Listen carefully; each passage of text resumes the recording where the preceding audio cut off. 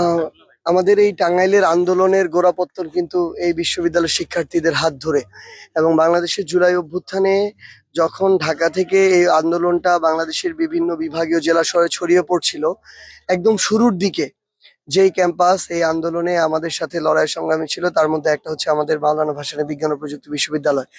তো আমরা এর আগেও একাধিকবার এসেছি।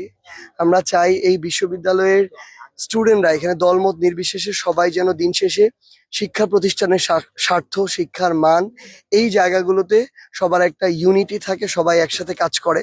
আমরা এটা জানি যে জুলাইয়ের ক্ষেত্রে যে প্রোগ্রামগুলো নেওয়া হচ্ছে জুলাইকে কেন্দ্র করে, সেই প্রোগ্রামগুলোতে এখানে সবাই একসাথে কাজ করছে।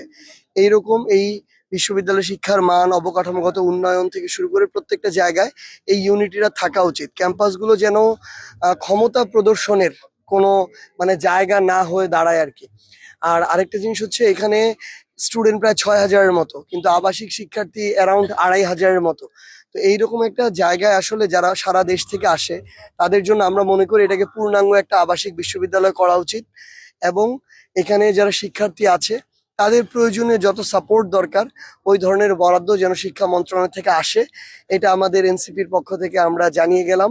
আমরা চাই শুধু বাংলাদেশে না, পৃথিবীর সেরা বিশ্ববিদ্যালয়ের কাতারে আমাদের এই মাওলানা ভাসানী বিজ্ঞান ও প্রযুক্তি বিশ্ববিদ্যালয় যাক।